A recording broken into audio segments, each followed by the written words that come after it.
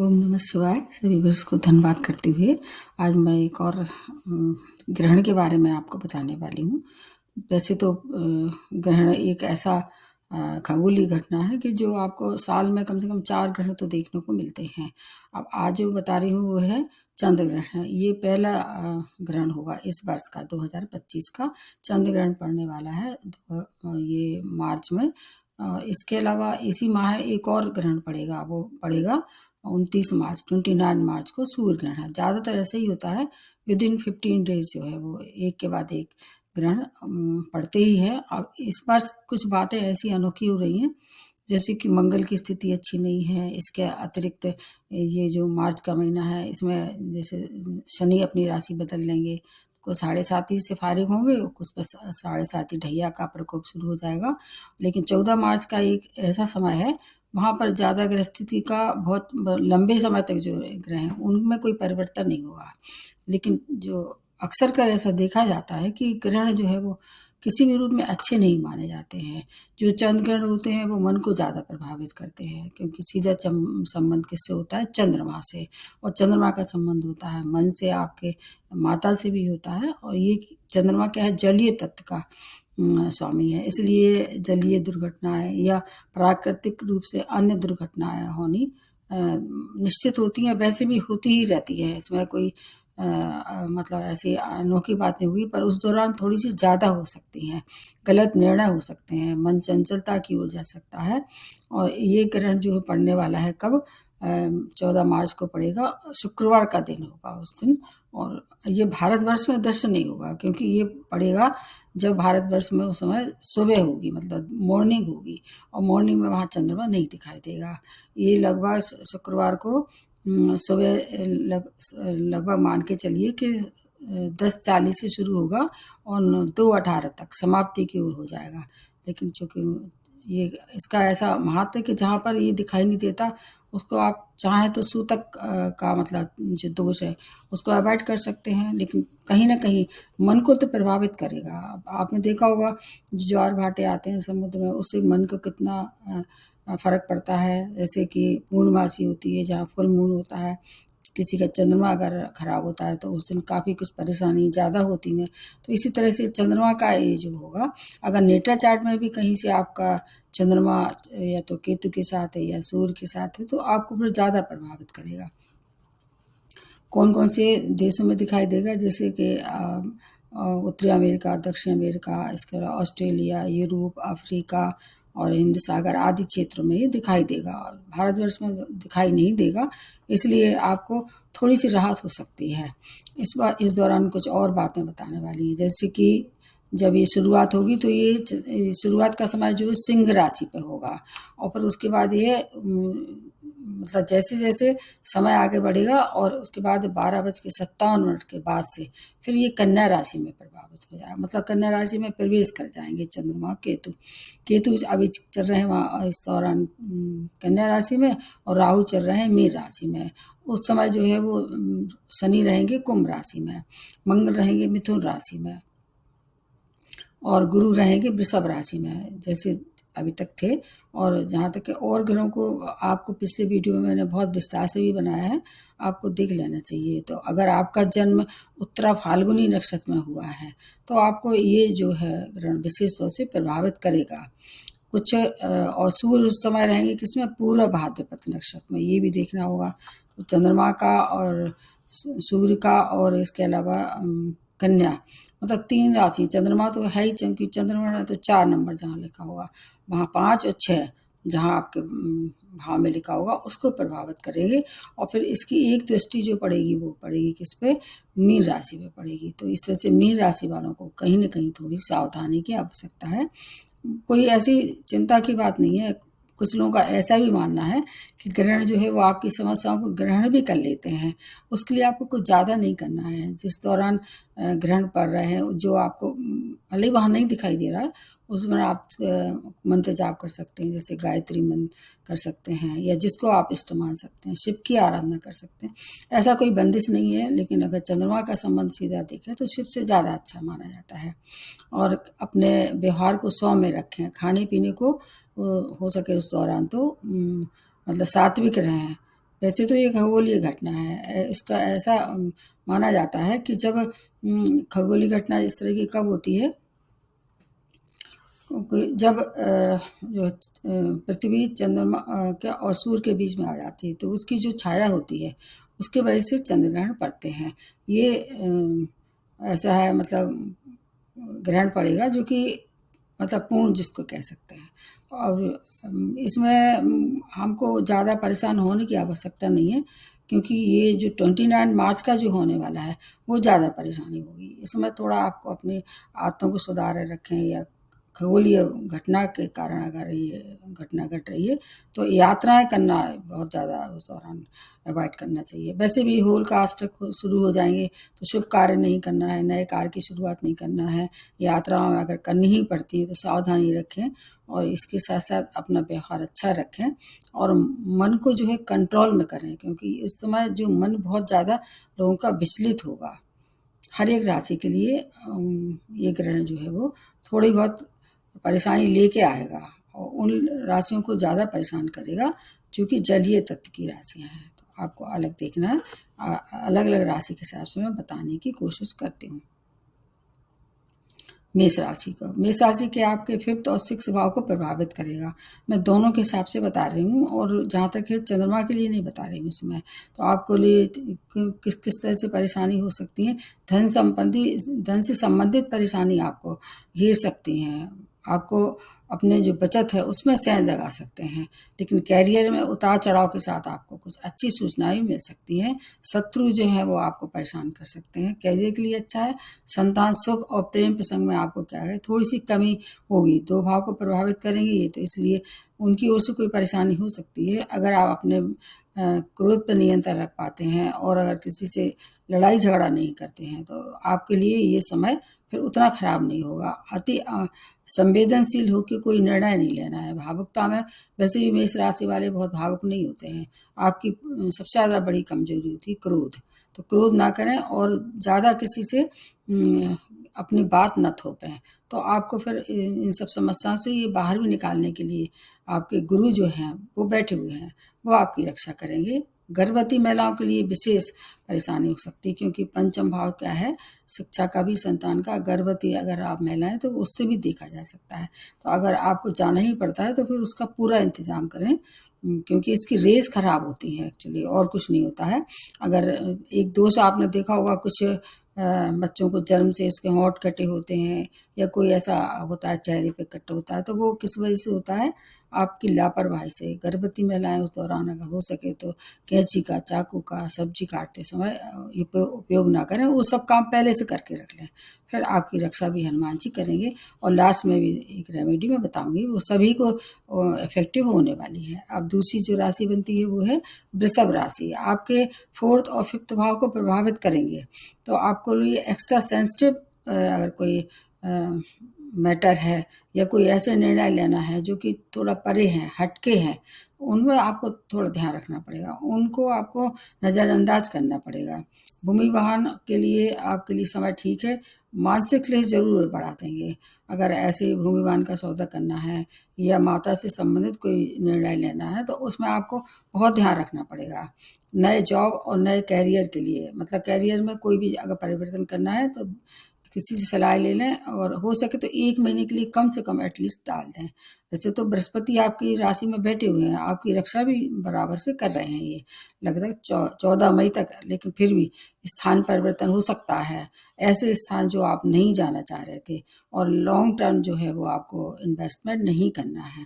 आपकी जो हैप्पीनेस है उसको कायम रखने के लिए आपको शिव की आराधना करना चाहिए, और अपने परिवार के रिश्ते जो है मेंटेन करना चाहिए। इसके अलावा आपके अगर विद्यार्थी हैं तो विद्यार्थियों का फोकस भी इस दौरान डगमगा सकता है। अपना फोकस बना के चलते हैं तो आपके लिए उतना खराब नहीं है। विशेष तौर से जो राशियां होंगी उसके लास्ट में बताऊंगी कौन कौन सी राशियों को बहुत सावधान रखनी है। अब तीसरे नंबर की जो बनती है मिथुन राशि है। आपके तीसरे और चौथे भाव को प्रभावित करने वाले हैं। निश्चित रूप से यात्राएं वैसे भी नहीं करनी है, इस समय तो बिल्कुल भी नहीं करनी है। अगर इस दौरान यात्राएं करनी पड़ सकती हैं तो आपको वहाँ सावधान रखनी पड़ेगी। और इसके अलावा अगर ये चौथे भाव से देखें तो आपके लिए माता के सुख में कमी हो सकती है। तीसरे भाव से छोटे भाई बहनों से मतभेद हो सकता है। आपको आपका पिता का सहयोग कम मिलेगा। धर्म से विमुख होके आपका मन करेगा। तो इस समय आपको अध्यात्म से जुड़ के रखना है अपने आप को। और स्टूडेंट है तो हायर एजुकेशन के लिए जा सकते हैं। आपकी यात्राएं जो होंगी उनमें आपको व्यवधान के साथ साथ मानसिक क्लेश और धनहानि भी होती नजर आ रही है। मानसिक शांति बना के रखें।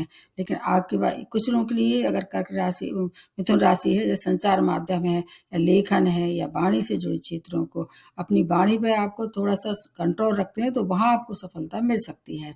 अगर आपका ऐसी जगह काम कर रहे हैं, संगीत है, मनोरंजन है, उनके लिए समय काफ़ी ठीक है, मिला जुला रहने वाला है आपके लिए। क्योंकि इसमें क्या है, बुध की भी पोजीशन देखनी होगी आपकी स्वामी राशि। हर एक राशि वालों की जो स्वामी राशि है उनकी भी पोजीशन देके फिर आपको जो उपाय है वो आपको लास्ट में करनी है। बताती हूँ मैं आगे आगे कैसे कैसे उपाय से आपको राहत हो सकती है। उसके बाद आ जाते हैं कर्क राशि। आपके सेकंड और थर्ड भाव को प्रभावित करेंगे। और चूंकि चंद्रमा है आपके स्वामी राशि, इसलिए चंद्र ग्रहण है, आपको तो बहुत सावधानी की आवश्यकता है। जैसे सेकंड भाव से धन, संपत्ति, छोटे भाई बहन, परिवार, शॉर्ट डिस्टेंस जर्नी, इन सब को ये आपको बहुत सावधानी की आवश्यकता है। आपको आपके मन में जो है कुछ ऐसी भावनाएं का समुद्र उमड़ेगा। आप मतलब आपका अचानक ऐसा मन होगा कि कहना चाहिए कोई गलत निर्णय ले सकते हैं, या आपका ऐसा लगेगा कुछ रोने जैसी स्थिति रहेगी। मतलब कुछ आपके डिप्रेशन टाइप हो सकता है। चंद्रमा डिप्रेस भी कर देते हैं, इसलिए आपको बहुत सावधानी रखनी पड़ेगी। चोट चपेट, दुर्घटना, बड़े इन्वेस्टमेंट, इनसे आपको अगर इस दौरान ना करें तो ज़्यादा अच्छा है। वाणी में अपनी मधुरता बना के रखें तो परिवार के रिश्ते आपके समझ सकते हैं। संपत्ति के मामले में अगर कहीं कोई निर्णय लेना पड़ रहा है इस दौरान तो कुछ समय के लिए टाल दें, अन्यथा आपके लिए वो फेवरेबल नहीं होगा। आपको हर काम में डिले होगा। बस 29 मार्च तक का समय और है, उसके बाद आपके लिए समय काफ़ी अच्छा आने वाला है। अध्यात्म से जुड़ के रखें और परिवार में शांति बनाए रखें। और खाने पीने का आपको बहुत ध्यान रखना है। सात्विक रहें और बाहर का खाना ना खाएं, शुद्ध खाना खाएं, तो फिर आपका समय भी काफ़ी ठीक ठाक कट जाएगा। उसके बाद नेक्स्ट जो बनती है वो है सिंह राशि। आपके लिए लग्न की आपको मैंने बताया कि सिंह राशि कन्या राशि को प्रभावित विशेष तौर से करेंगे, क्योंकि कुछ समय बाद ये सूर्य की स्थिति बदल जाएगी। इसलिए आपके लिए आपका फर्स्ट और एक और जो भाव सेकंड भाव दोनों ही को प्रभावित करेंगे। आपकी जो क्रोध है बहुत ऊंचाइयों तक, चरम सीमा तक पहुंच सकता है उस समय। क्रोध बिल्कुल ना करें, परिवार के रिश्ते नहीं तो खराब हो सकते हैं। ईगो जिसको कह सकते हैं, ईगोइस्टिक इस समय आप हो जाएंगे। आप किसी की नहीं सुनेंगे, अपनी हर बात दूसरे पे थोपने की कोशिश करेंगे। इनकी जो एक दृष्टि पड़ेगी सप्तम भाव पे, तो आपके जीवन साथी से, आपके जो अगर बिजनेस में पार्टनरशिप है, क्रोध ना करें, उनसे तालमेल बना के चलें तो आपके लिए अभी 29 मार्च तक के लिए समय ठीक है। उसके बाद फिर आप पे ढैया लग जाएगा। संपत्ति के मामले में निर्णय लेते समय बहुत सावधानी रखें। अगर हो सके इस दौरान तो फिजूल खर्च से अपना बचाव करें, क्योंकि इस दौरान आपको मतलब ऐसे खर्च आ सकते हैं जो आपकी बचत में सेंध लगा सकते हैं। अति आवश्यक हो तभी आप कहना बड़े निर्णय लें या यात्रा करते हैं, वहाँ सावधानी रखें। अपनी स्वयं की हेल्थ भी खराब हो सकती है। व्यापारी हैं तो व्यापार में विस्तार अभी भूल के भी ना करें, अन्यथा वो आपके लिए सार्थक नहीं होगा। सिंह राशि वालों के लिए समय मतलब अभी कुल मिला के मिक्स रहेगा। अब अगर आप मैं रेमेडीज बताऊंगी उसका पालन करेंगे तो आपकी रक्षा भी करेंगे, क्योंकि गुरु इस समय काफ़ी अच्छी पोजीशन में है, इसलिए गुरु आपके कारक हैं। उसके बाद आ जाते हैं कन्या राशि। आपके 12th और आपके लग्न को प्रभावित करेंगे। कन्या राशि में ही इस समय केतु रहेंगे, चंद्रमा रहेंगे कुछ समय के लिए, तो आपके लिए 2 भाव इस तरह से प्रभावित होंगे। 12th भाव किसका है? आपके व्यय का है। उस दौरान हो सकता है कुछ ऐसे खर्च आ जाएं जो कि आपने पहले से उसकी प्लानिंग नहीं की थी। तो वो अगर ऐसे मेडिकल एक्सपेंस आते हैं तो फिर तो आप उसको करना ही है, उससे तो बचाव हो नहीं सकता है। इसलिए अगर ऐसे खर्च हो रहे हैं तो उनको कर दीजिए। शेष चीज़ों में अगर आप लगाम लगा सकते हैं, अपने व्यय पे नियंत्रण रख सकते हैं, जैसे सुख सज्जा पे या किसी और तरह से करना है तो उस पर आप नियंत्रण रख सकते हैं। अनिद्रा के शिकार आप हो सकते हैं। अगर इस दौरान कोई कोर्ट केस वगैरह में निर्णय आने वाला था तो उसमें आपके पक्ष में निर्णय आएगा, थोड़ी सी संशय होती नजर आ रही है। इस दौरान नए पिटीशन तो बिल्कुल दायर ना करें। शत्रुओं की ओर से सावधान रहें, इग्नोर नहीं कर सकते हैं। अपनी स्वयं की हेल्थ इस दौरान बिगड़ सकती है। हालांकि अगर लोन का लेना देना करना है तो वो आपके लिए थोड़ा सा सुगम हो सकता है। अगर कोई कंपटीशन फेस कर रहे थे इस दौरान, उसमें भी रिजल्ट आने में थोड़ा सा परेशानी हो सकती है, डिले के साथ हो सकता है। विदेशी यात्राएं अगर आप करना चाह रहे थे इस दौरान, तो उसमें भी रुकावटें आ सकती हैं। कन्या राशि, सिंह राशि वाले थोड़े से ज़्यादा चिंतित हो सकते हैं। फिर भी अगर परेशानी है भी, महादशा अंतर्दशा शुभ ग्रह की चल रही, तो आपकी रक्षा भी करने वाले हैं। कुछ प्लैनेट आपके भी मतलब कारक हैं, वो आपकी रक्षा करेंगे। उसके बाद आ जाते हैं तुला राशि। आपके 11वें भाव में और 12वें भाव को प्रभावित करेंगे। अब ये जो नेगेटिविटी है, इसके साथ एक और विशेष बात यह है कि 12th हाउस में कुछ ग्रह स्थिति होगी, उसका भी प्रभाव रहेगा। तो आपकी आय के आमदनी के जो स्रोत हैं उसमें कमी होगी। आपका कहीं हो सकता है इस दौरान कोई पैसा आने वाला हो, रुका हुआ धन, जैसे कहीं आपका इंश्योरेंस है या आपका कहीं से कोई ऐसा पैसा है जो आपने किसी को उधार दिया था, उसमें और डिले हो सकता है। नए कार्य की शुरुआत अभी नहीं करना है। विदेशी यात्राएं भी ना करें तो ज़्यादा अच्छा है। संतान की ओर से कोई अगर समस्या आ रही है तो निर्णय लें, लेकिन किसी से विचार कर लें, विमर्श कर लें, और अगर हो सके तो 1 महीने के लिए वो निर्णय अगर बहुत महत्वपूर्ण है तो टाल दें। इसके स्पाउस से आप अपनी जो परेशानी थी वो शेयर करते हैं तो उससे थोड़ी राहत हो सकती है। शेयर मार्केट से आपको दूर रखना है अपने आप को, और प्रेम प्रसंग में भी आपको क्रोध और भ्रम ना आने दें, फिर आपके लिए समय ठीक ठाक रहेगा। तुला राशि वालों के लिए 2025 उतना खराब नहीं है। ग्रहण भी आपका ज़्यादा कोई परेशानी नहीं देगा।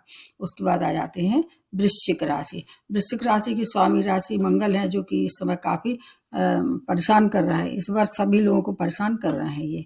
तो इसमें क्या है कि मंगल को छोड़ दीजिए आप। इस समय की जो स्थिति है, आपको कौन कौन से भाव को प्रभावित करेंगे? 10th और आपके 11वें भाव को प्रभावित करेंगे। तो कैरियर में बहुत सावधानी की आवश्यकता है। 10वां भाव किसका है? कैरियर का। वैसे भी आप पे अभी चलेगा ढैया, अभी कब तक? 29 मार्च तक। तो अगर ऐसी कोई स्थिति बन रही है, जॉब छोड़ने तक की नौबत आ सकती है। तो रिजाइन ना करें, थोड़ा धैर्य रखें और इंतज़ार करें। जब समय सही आ जाएगा तब उसको आगे फाइनलाइज करें। भूमिवान की सुखों में कमी हो सकती है। माता की हेल्थ भी इस दौरान प्रभावित हो सकती है। बड़े भाई बहन से संबंध में मधुरता बना के रखते हैं तो फिर आपका वहाँ से कुछ ज़्यादा परेशानी नहीं होगी। परिवार के रिश्ते आपको परेशान कर सकते हैं, उनसे क्रोध ना करें। नए कार्य की शुरुआत, तो मैंने पहले ही कहा है, किसी भी राशि वालों को नए कार्य की शुरुआत नहीं करना है, जैसे ज्वाइनिंग वगैरह करना है, नए व्यापार की शुरुआत करना है। ये समय उसके लिए सभी राशि वालों के लिए अच्छा नहीं है। वर्क प्लेस पे वाद विवाद ना करें, और इसके साथ साथ कुछ और बातें हैं, जैसे कि जहाँ ये पढ़ रहे हैं उसका भी आपको बहुत रखना पड़ेगा, क्योंकि आपकी राशि में चंद्रमा वैसे ही नीच रहता है। तो आपके लिए इस तरह से देखें तो चंद्रमा की स्थिति अगर अच्छी नहीं है तो आपको और ज़्यादा परेशानी हो सकती है। जैसे जलीय चीज़ जो स्रोत होते हैं उनसे दूर रहें। मतलब कुछ ऐसी चीज़ें हैं जो आपको स्वयं भी समझना पड़ेंगी, और अगर आप उससे बचाव कर सकते हैं तो आपके लिए भी फिर उतनी परेशानी नहीं होगी। उसके बाद आ जाते हैं धनु राशि। आपके 9th और 10th भाव को प्रभावित करेंगे, और इस समय बृहस्पति की पोजीशन भी आपके लिए बहुत सुखद नहीं है, और फिर 29 मार्च से आप पे ढैया भी लगने वाला है। पर खुशखबरी ये है कि फिर उसके बाद बृहस्पति की छत्र छाया में आप आ जाएंगे। 9th भाव किसका है? पिता का है, धर्म का है, यात्राओं का है, और 10वां भाव कैरियर का है। इन सब में सावधानी की आवश्यकता है। आपके पिता की हेल्थ खराब हो सकती है या उनसे मनमुटाव हो सकता है। आपको अगर नए व्यापार या जो नए मतलब जॉब की शुरुआत करना है तो अगर टाल दे तो अच्छा है, लेकिन अगर मान लीजिए मजबूरी है, किसी की जॉइनिंग है या कहीं डेडलाइन है, उसको आपको फॉलो करना ही है, तो किसी से सलाह ले लें जो उसका एक्सपर्ट हो, क्योंकि भाग्य भाव को प्रभावित करेंगे। तो भाग्य से हर काम में रोड़ा लगेंगे, मतलब भाग्य वर्धक समय नहीं है, भाग्य का साथ कम रहने वाला है। जितनी आप मेहनत करेंगे उसकी अपेक्षा आपको परिणाम भी नहीं मिलेंगे। सूझबूझ से काम लेते हैं तो फिर आपका जो है वो थोड़ा बहुत काम मतलब आगे बढ़ सकता है। संचार माध्यम से जुड़े लोगों के लिए समय भी उतना अच्छा नहीं है। वाणी पे नियंत्रण रखें, और अगर आप वर्क प्लेस पे आप कोई नए आइडियाज़ आप करना चाह रहे थे तो उसमें किसी से सलाह ले लें। अभी 29 मार्च तक कर सकते हैं। थोड़ा अगर चंद्रमा की और बृहस्पति की पोजीशन नेटल चार्ट में अच्छी है तो फिर आपके लिए फिर उतना घातक नहीं होगा। उसके बाद आ जाते हैं मकर राशि। आपके लिए अष्टम भाव और नवम भाव को प्रभावित करेंगे। बस 7.5 की समाप्ति हो ही चुकी है लगभग, तो आपके लिए धन के लिए समय अच्छा नहीं है। अचानक धन हानि हो सकती है, क्योंकि अष्टम भाव है तो इस तरह से आपको चोट चपेट दुर्घटना के शिकार हो सकते हैं। इसके आपका 9th भाव भाग्य का है तो भाग्य से में रोड़े लगा सकते हैं, यात्रा में परेशानी हो सकती है, आपकी वाणी बहुत कठोर हो सकती है, रूखापन जिसको कह सकते हैं, उस पर नियंत्रण रखिए और इसके साथ साथ खाने पीने का भी ध्यान रखना है।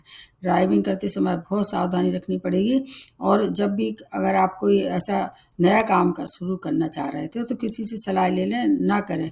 आपको एक अनजाना भय रहेगा मन में, आप ऐसे भय के शिकार रहेंगे कि आपको कहीं किसी से लड़ाई ना हो जाए या आपके संबंध खराब ना हो जाए या धन की हानि नहीं हो जाए। इसलिए इस दौरान अगर इन सब चीज़ों से बच सकते हैं तो बचिए। संपत्ति का मामला अगर कहीं अटका हुआ था उसमें भी आपको थोड़ी परेशानी का सामना करना पड़ेगा, कुछ समय के लिए टाल दें, निकल जाएगा ये समय। अब नेक्स्ट जो बनती है वो कुंभ राशि, आपके सप्तम और अष्टम भाव को प्रभावित करेंगे। तो आपके लिए वैवाहिक जीवन, नए व्यापार की शुरुआत, पुराने साझेदारी में अगर आपका पार्टनरशिप थी, इन सब चीज़ों के लिए परेशानी होती नज़र आ रही है। धन हानि हो सकती है, वैवाहिक संबंध खराब हो सकते हैं। इसके अलावा जीवन साथी से की हेल्थ भी खराब हो सकती है। अगर आपको ज़्यादा पहले से ही परेशानी चल रही थी उनसे आपका संबंध विच्छेद भी हो सकता है। व्यापारियों के लिए समय बहुत अच्छा नहीं कहा जा सकता है। ये आपको खुद डिप्रेशन के शिकार हो सकते हैं। एक मतलब ऊर्जा लेवल जो है आपका, एनर्जी लेवल बहुत कम रहने वाला है और आत्मबल की कमी महसूस करेंगे इस समय आपको। तो इन सब चीज़ों से ड्राइविंग करते समय बहुत सावधानी रखें। अगर ज़रूरत पड़े तो यात्रा करें और अध्यात्म से जुड़ के रहें। इस समय क्या है, अगर कोई भी ग्रहण होता है आपको पूजा पाठ, अध्यात्म, दान पुण्य करने से आपकी प्रभु रक्षा भी करते हैं। ऐसा नहीं कहा जा सकता है कि ग्रहण सभी को परेशान करने के लिए आते हैं।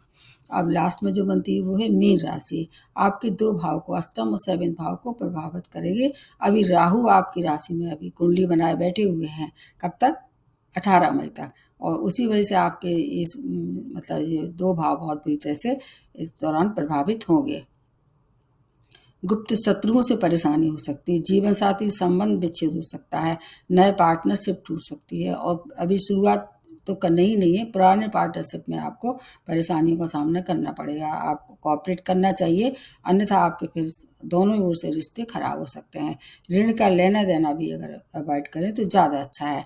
इस दौरान आपको कुछ ऐसे व्यय करना पड़ेंगे जो आपने पहले से तैयारी नहीं की हुई होती, उससे आपको हो सकता है धन हानि हो।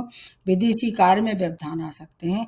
यात्राएं, अगर विदेशी यात्राएं या कहीं भी यात्राएं करते हैं बहुत सावधानी रखें। अनिद्रा के शिकार भी आप हो सकते हैं। आपको अपने वर्क प्लेस पे किसी भी तरह से वाद विवाद नहीं करना है। संग में अगर काम करने वाले हैं या आपके घर में कोई बुजुर्ग रह रहे हैं उनका सम्मान करें, तो आपकी रक्षा भी ये करेंगे। कुल मिला के एक ज़्यादातर राशि वालों के लिए कोई ना कोई तो ऐसा होगा जो उसकी आपकी रक्षा सूत्र की तरह काम करेगा। अगर महादशा अंतर्दशा मान लीजिए इस समय किसकी चल रही है, केतु की चल रही है, राहु की चल रही है और चंद्रमा की मतलब चल रही है, ये सूर्य की, मतलब किसी न किसी की तो चलेगी। और अगर जन्म उत्तरा फाल्गुनी नक्षत्र में हुआ है, इन सब चीज़ों के लिए ये ज़्यादा थोड़ा सा सावधानी रखने वाली बात है। अब उपाय बता देते हैं, जैसे कि चंद्रमा का संबंध सीधा किससे होता है? मन से होता है और सफ़ेद चीज़ों से भी होता है। तो आपको क्या करना है, सफ़ेद चीज़ों का दान करना है, जैसे दूध है, चीनी है, चावल है, इनका दान। सफ़ेद मोती का भी दान कर सकते हैं आप। शिव की आराधना करें, सूर्य को अर्घ्य दें, चंद्रमा को तो अगर आप जैसे जहाँ रह रहे हैं अगर दिखता है चंद्रमा सूर्य उनको अर्घ्य दें। इसके अलावा एक और सबसे अच्छी बात है, माता का सम्मान करें, उनका ध्यान रखें। अगर उस दौरान अगर उनको कुछ किसी भी तरह से प्रसन्न करने की कोशिश करेंगे तो आपकी रक्षा भी रहने वाली है। और कुछ नहीं कर सकते, कुछ ऐसी मनी परिस्थितियाँ कि आप बाहर नहीं जा सकते हैं तो आपको घर बैठे ही गायत्री मंत्र कर सकते हैं, ओम नमः शिवाय का पाठ भी कर सकते हैं। आपने देखा होगा कि शिव जी के जो है माथे पे जो है चंद्रमा आप एक छोटा सा दिखाया ना, वो इसलिए सबसे ज़्यादा अगर नियंत्रण कर पाते हैं तो शिव जी ही चंद्रमा को नियंत्रित करते हैं। तो देख लीजिए, और घबराने की आवश्यकता नहीं है। आदमी के अपने मन, वचन और कर्म से अगर सात्विक रहते हैं तो ग्रह भी उनका सपोर्ट करते हैं। कितनी भी परेशानी आ जाए आपके जीवन में, ईश्वर पर विश्वास रखें और सत्कर्म में जुड़े रहें। ये छोटी सी मेरी कोशिश थी, हो सकता है आपके किसी उपयोग ये आपके उपयोग में आए और उससे लाभ हो। एक बार पुनः आपसे निवेदन है कि ज़्यादा से ज़्यादा वीडियो को लाइक कीजिए, सब्सक्राइब कीजिए। अगर मेरे द्वारा कोई आपको सलाह लेनी हो तो या तो कमेंट बॉक्स में लिख सकते हैं या मेल भी कर सकते हैं। इसके साथ समाप्त करते हुए धन्यवाद।